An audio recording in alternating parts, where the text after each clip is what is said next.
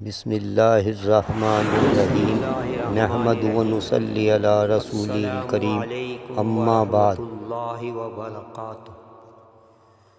ماہ رجب حرمت والا مہینہ ہے۔ رجب اسلامی سال کا 7واں مہینہ ہے۔ یہ ان 4 بابرکت مہینوں میں سے ہے جس کو اللہ تعالیٰ نے یہ کائنات بناتے وقت ہی سے بڑی عزت و احترام و فضیلت و اہمیت عطا فرمائی ہے، جیسا کہ اللہ تعالیٰ سورہ توبہ میں فرماتے ہیں،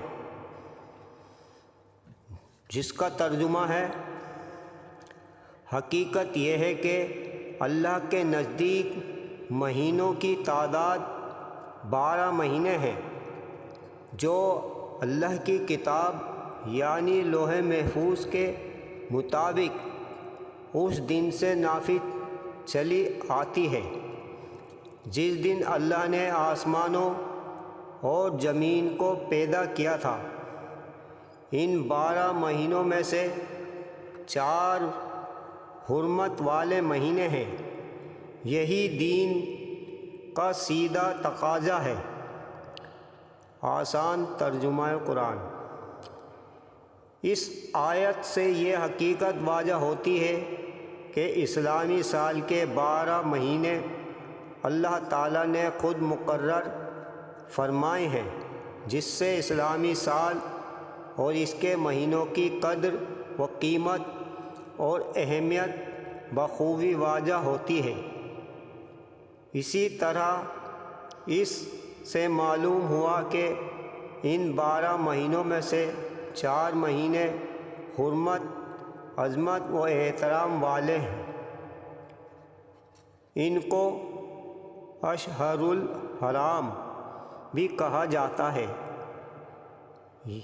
یہ مضمون متعدد احادیث میں بھی آیا ہے، جس سے ان 4 مہینوں کی تعیین بھی واضح ہو جاتی ہے،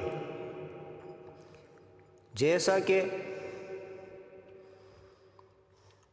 صحیح بخاری کی حدیث ہے۔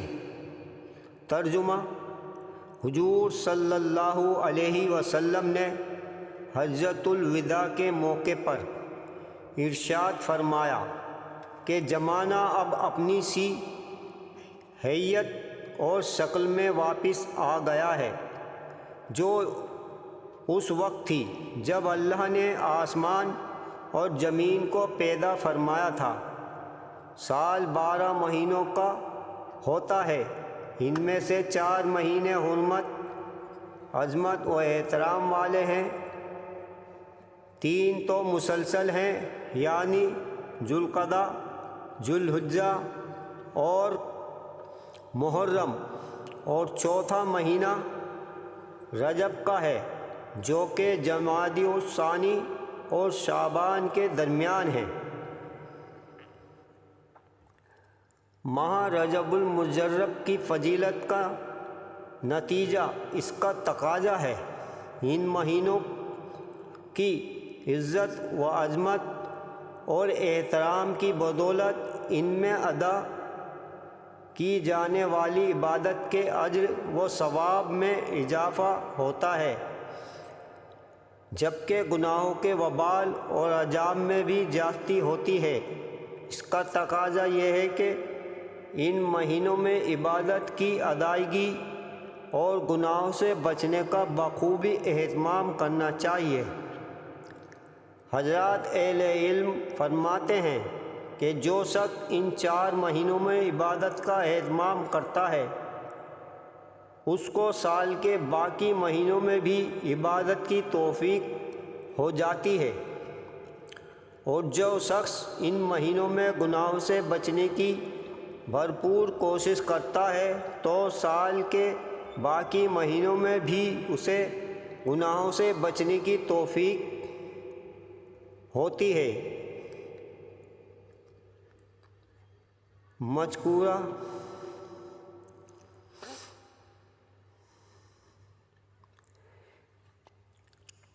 ان 4 مہینوں میں سے چونکہ رجب کا مہینہ بھی ہے، اس لیے اس کی عزت و احترام کا بھی یہی تقاضا ہے کہ اس مہینے میں عبادت کی طرف بھرپور توجہ دی جائے اور گناہوں سے بچنے کا خصوصی اہتمام کیا جائے۔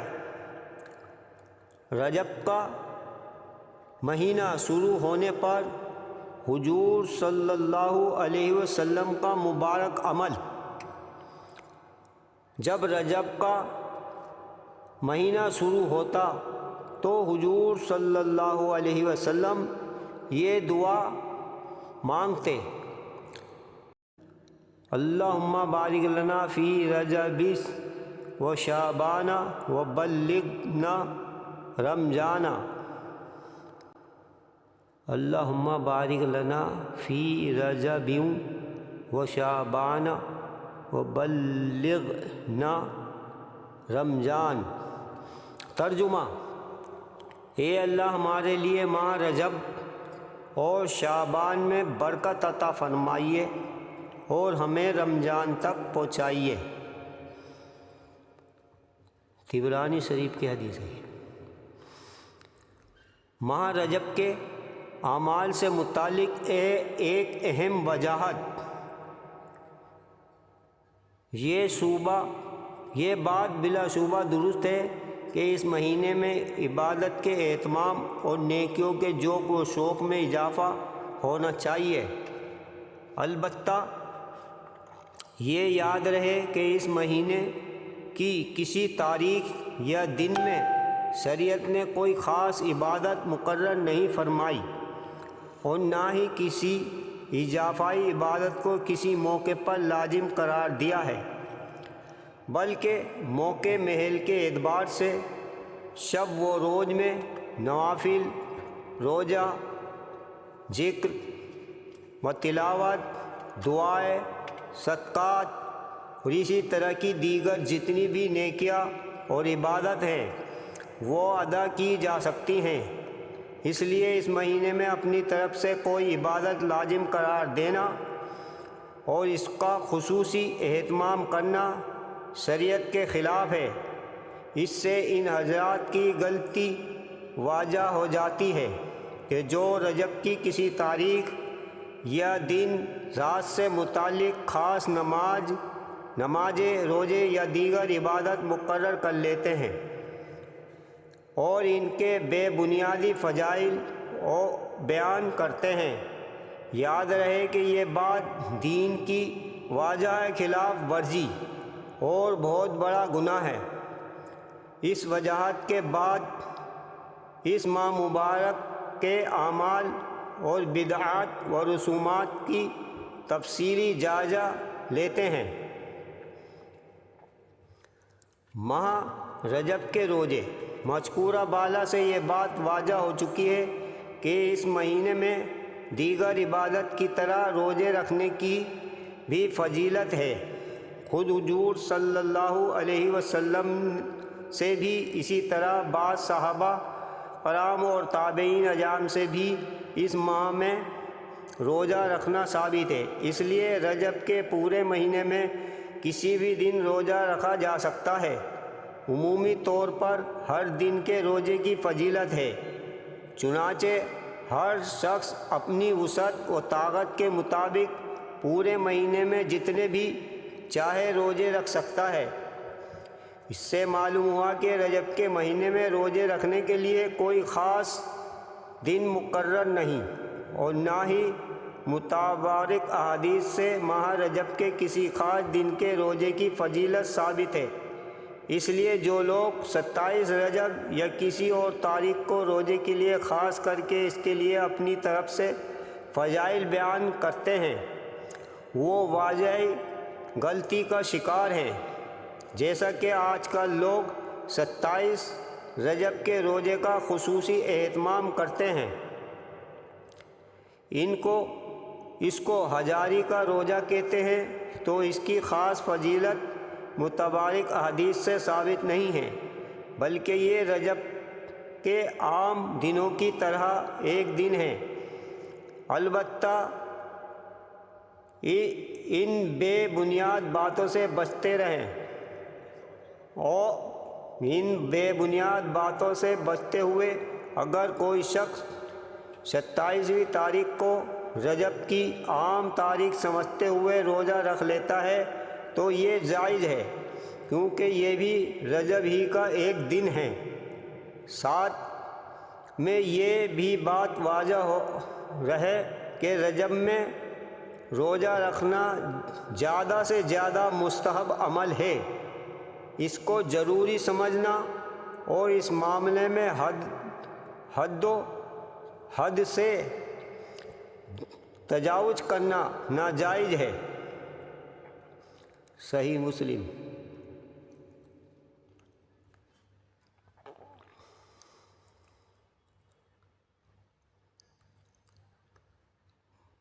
ماہ رجب کے روزے سے متعلق ایک غلط فہمی کا اظہار۔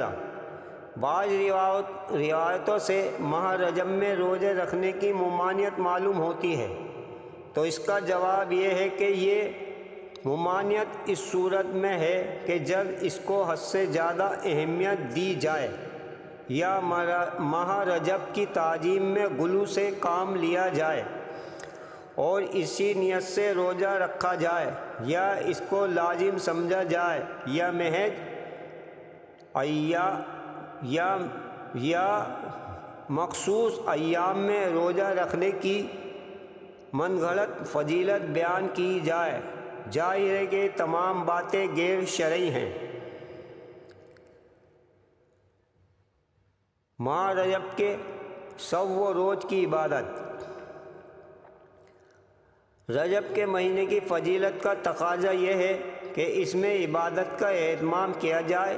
یہ عبادت دن کو بھی ادا کی جا سکتی ہے اور رات کو بھی، اس کے لیے کوئی خاص وقت مقرر نہیں، بلکہ ہر شخص اپنی وسعت کے مطابق پورے مہینے کے 100 روز میں جس قدر نوافل، ذکر و تلاوت اور دعا وغیرہ کا اہتمام کر سکتا ہے، یہ فضیلت کی بات ہے۔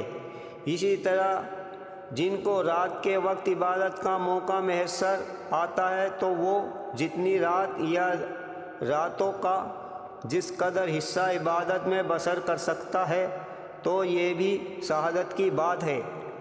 البتہ راتوں کو عبادت کا یہ اہتمام مساجد کی بجائے اپنے گھروں میں ہونا چاہیے اور یہی افضل ہے۔ اس لیے مساجد میں جمع ہو کر راتیں بسر کرنا، اس کو فضیلت دینا، اس کا اہتمام کرنا شریعت کے مزاج کے موافق نہیں ہے۔ اس تفسیر کے ساتھ یہ بھی یاد رہے کہ اس مہینے میں کسی بھی دن یا رات سے متعلق کوئی خاص فضیلت ثابت نہیں اور نہ ہی کوئی خاص عبادت ثابت ہے، بلکہ کوئی بھی عبادت ادا کی جا سکتی ہے۔ آج کل بعض لوگوں نے 27 رجب کے حوالے سے اپنی طرف سے ایک نماز ایجاد کر رکھی ہے کہ 2 یا 4 رکعت اس طرح ادا کی جائے کہ پہلی رکعت میں سورہ فاتحہ کے بعد فلاں سورت اتنی بار پڑھی جائے اور دوسری میں سورت اتنی بار پڑھی جائے۔ تو واضح رہے کہ یہ بھی قرآن و سنت سے ثابت نہیں، اس لیے اپنی طرف سے کسی رات سے متعلق فضائل بیان کرنا یا عبادت خاص کرنا شریعت کے خلاف اور بہت بڑا جرم ہے۔ فتاویٰ محمودیہ، ماہ رجب کے فضائل و احکام۔ ماہ رجب میں کھانے پینے کی اشیاء تقسیم کرنے کا حکم۔ بہت سے لوگ رجب کے مہینے میں 22، 27 یا کسی اور تاریخ کو خصوصی طور پر کھانے پینے کی چیزیں تیار کر کے محلے والوں اور رشتہ داروں میں تقسیم کرتے ہیں اور اس کے فضائل و فوائد بیان کرتے ہیں۔ یاد رہے کہ ایسا کرنا ناجائز اور بدعت ہے۔ اس سے 22 رجب کو کنڈوں کا حکم بھی معلوم ہوتا ہے کہ لوگ اس تاریخ کو کچھ چاول، میٹھا، دیگر کھانے پینے کی چیزیں تیار کر کے تقسیم کرتے ہیں، تو یہ رسم بھی دین کے خلاف ہے۔ فتاوی محمودیہ احسن الفتاوی ماہ رجب کے فضائل و احکام۔ 27 رجب کے بعد دیگر غیر شرعی اعمال۔ ماہ رجب کی 27 تاریخ کو آتش بازی کرنا، پٹاخے پھوڑنا، جھنڈا لگانا، کمکمے لگانا، چراغاں کرنا سراسر ناجائز ہے۔ بہت سی مساجد میں اس رات خصوصیت کے ساتھ جلسہ منعقد کیا جاتا ہے، مساجد کو سجایا جاتا ہے، رات بھر عمومی اسپیکر کے ذریعے بیان اور نعت خوانی کر کے محلے والوں کی آرام و راحت میں خلل ڈالا جاتا ہے۔ ماہ رجب سے متعلق بے بنیاد فضائل بیان کیے جاتے ہیں اور اسی طرح دیگر غیر شرعی امور کا بھی ارتکاب کیا جاتا ہے، تو یاد رہے کہ یہ بھی غیر شرعی کام ہیں۔ امدادیہ فتاوی، فتاوی محمودیہ، فتاوی کفایت اللہ مفتی، اصلاحی خطبات ماہ رجب کے مہینے۔ 27 رجب اور شب معراج۔ ماہ رجب سے متعلق اس غلط فہمی کا ازالہ بھی ضروری ہے کہ بہت سے لوگ سمجھتے ہیں کہ اس مہینے کی 27 تاریخ کو معراج کا واقعہ پیش آیا۔ اس حوالے سے چند باتیں یاد رکھنی ضروری ہیں۔ اس میں تو کوئی شک نہیں کہ وہ رات بڑی ہی فضیلت اور سعادت والی تھی جس میں معراج کا عظیم الشان واقعہ پیش آیا، لیکن معراج کا یہ واقعہ کس مہینے میں اور کس تاریخ کو پیش آیا، اس سے متعلق یقینی طور پر کچھ کہنا بہت ہی مشکل ہے۔ اس لیے حضرات اکابر کے نزدیک رجب کی 27 تاریخ ہی کو یقینی طور پہ شب معراج قرار دینا درست نہیں۔ معراج کا واقعہ جس شب کو پیش آیا، اس کے بارے میں قرآن و حدیث سے کسی قسم کے کوئی خاص فضیلت ثابت نہیں، اور نہ ہی حضور صلی اللہ علیہ وسلم اور ان کے صحابہ کرام رضی اللہ تعالیٰ عنہ نے شب معراج کا اہتمام کیا۔ اسی طرح اس رات سے متعلق مخصوص عبادت یا اس طرح کا کوئی بھی عمل معتبر دلائل سے ثابت نہیں۔ اس لیے آج کل لوگوں نے شب معراج یا 27 رجب سے متعلق جس قدر بھی فضائل اور عبادت ایجاد کی ہیں، وہ سب خود ساختہ ہیں جن سے اجتناب ضروری ہے۔ اسی طرح اس رات کو شب معراج قرار دے کر معراج سے متعلق جلسے منعقد کرنا بھی درست نہیں ہے، بلکہ دور حاضر میں یہ متعدد مفاسد کا سبب ہے۔ واقعہ معراج کی رات کوئی ایسی رات نہیں کہ جس کو ایک تہوار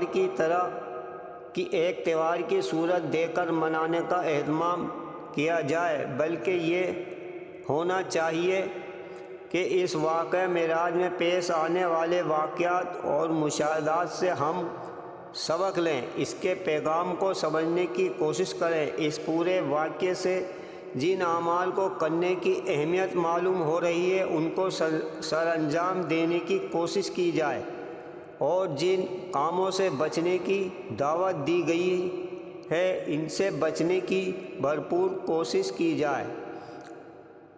احسن الفتویٰ اصلاحی خطبات ماہ رجب کے فضائل و احکام۔ بندہ مبین الرحمان، نیو حاجی کیمپ، سلطانہ آباد، کراچی۔ اللہ تبارک و تعالی صحیح سمجھ کے عمل کی توفیق عطا فرمائے۔ ماہ رجب المجرب، فضائل و احکام، منکرات۔